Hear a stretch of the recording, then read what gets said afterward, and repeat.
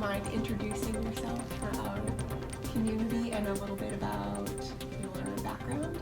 Yeah, so I'm Eric Parent. I'm a physical therapist from Canada.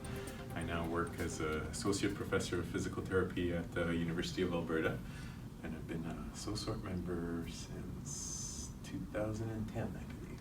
Awesome. I'm curious, how did you get involved, or what piqued your interest in scoliosis management, and then your interest in the organization?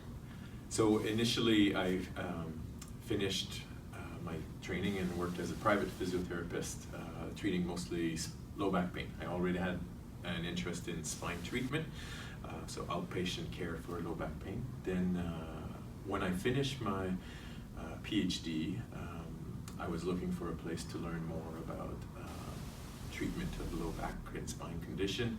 And then there was a research group in Edmonton that was interested in scoliosis. So I got the opportunity to work with them looking at the quality of questionnaires for patients with scoliosis. And so that's my first contact with research on scoliosis. At that time, I realized in Canada, we did very little for scoliosis as physiotherapists. So that got me thinking about, well, what else could we do, or what could be my role in a scoliosis research group trained as a physiotherapist. And that's when I heard about SOSORT, and I eventually attracted a student that was interested in studying the effect of exercise for scoliosis, and that's how things got started. That's awesome. That's very cool. And now you've come to a place where you're about to take on the role as president of SOSORT. What are you most excited about as you head into this upcoming adventure? Yeah, and I think excited is the right word. There's a lot happening with SOSORT over the last few years where I feel we're growing. It seems like there's the goal of the society initially was to increase the level of research evidence and the promotion of around conservative care. And then there was a nice presentation yesterday where clearly the number of trials published on the effect of exercise is growing, so those are exciting things where it appears we're moving in the right direction. So I'm excited about that. We're also seeing that in the next couple of years we're going to have a little bit of different meetings coming up. So next year, for example, Spine Week is our society joining with a number of large spine society from around the world. It also will be taking SOSORT to Australia for the first time, so it'll be as far east as we've ever traveled. So there's an opportunity for growth there, but we also want to work hard to kind of maintain the membership base in Europe where we have our roots.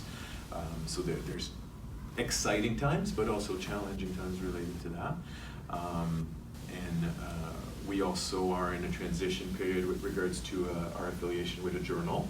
So we have projects related to ensuring that our society is a nice place to continue publishing our research, our consensus efforts, our guidelines. So those are things that will likely come to a decision during the coming year. So this is an exciting time as well.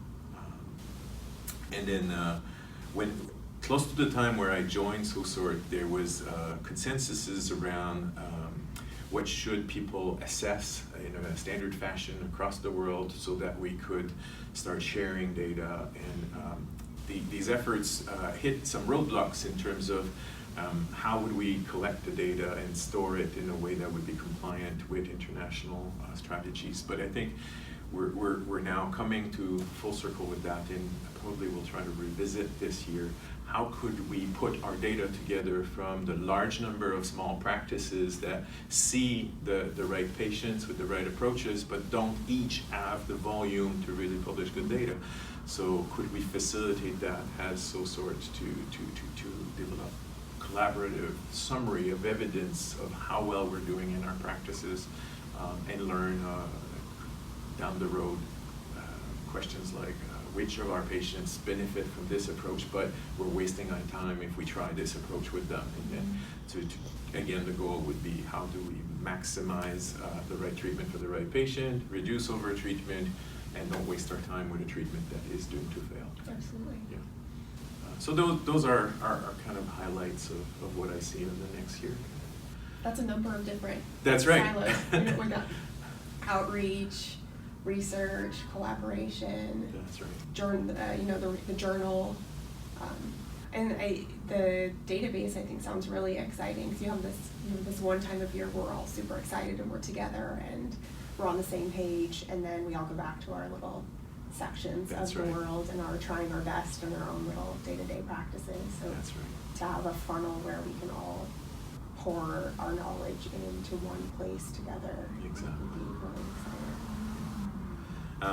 exciting. And there's challenges related to that as well. So we're some of the things that I see coming through will be to maybe support with research what seemed to have made consensus earlier in terms of what tools we want to use to measure routinely. So as we propose to clinicians in the different practices, you should measure this.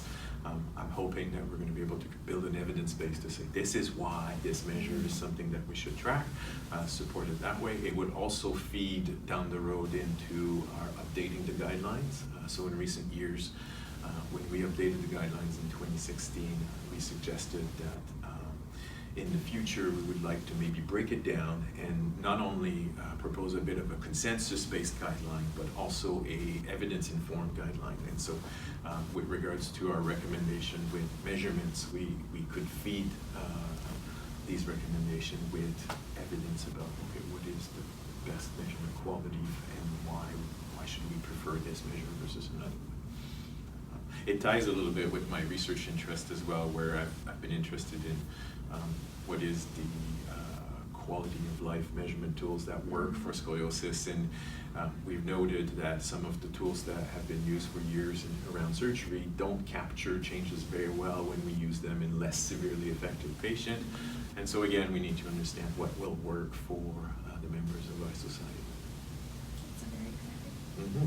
What are your thoughts on quality of life measures now for non-op, like between SRS 22, the SAQ, if a therapist, orthotist has very limited time, which is the best optimal measure currently?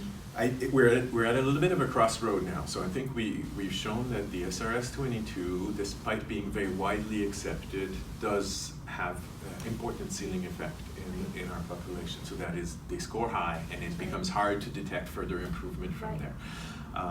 We are continuing to explore with translations of the Italian Spine Youth Quality of Life Questionnaire, and that effort is ongoing with, I think, 8 or 9 countries at the moment. So there's hope that this questionnaire will work well. We like that because it comes from items that were generated on a discussion forum by patients, by families, by clinicians, so we think it's relevant. It was also scaled differently using the RASH model, so we think it has potential to work well for us. But then it's early, again, in the development of that tool. And then more globally, there's a lot of people now adopting the PROMIS tools, and I believe there is potential for that to be useful in scoliosis, but again, it hasn't been studied very well in terms of how good it is for our patients. So I see us doing further research on that, and maybe we propose to, by consensus, to adopt certain tools, we collect them as a group, and then we revisit our decision down the road to continue. Our facility is moving to Epic, and hopefully they will talk to RedCap to hopefully get more data and that we can use later on. And it seems like a lot of institutions are hopefully doing that as well. So hopefully that will make it easier for us to see trends and things like that. That's right. So those are some. Cool. Yesterday there was a lot of talk about access, right? There's definitely certain geographical parts of the world that have better access than other parts of the world.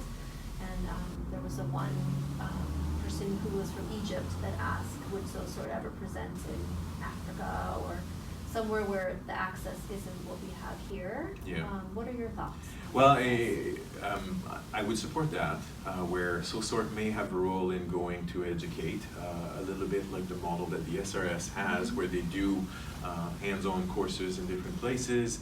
Our education committee has talked about, in recent years, trying to develop a traveling course where maybe it wouldn't be the full SOSORT meeting, but there could be an opportunity to organize a standard curriculum presentation in some of those venues. So I think this is brewing. Again, manpower might be a limiting factor, but I think it's coming. Our education committee has focused a lot now on developing some material for education for presentation on the website, which is about to be updated. So this is a step in that direction because that's accessible to people around the world. But then maybe a traveling course is something that we'll promote in future years.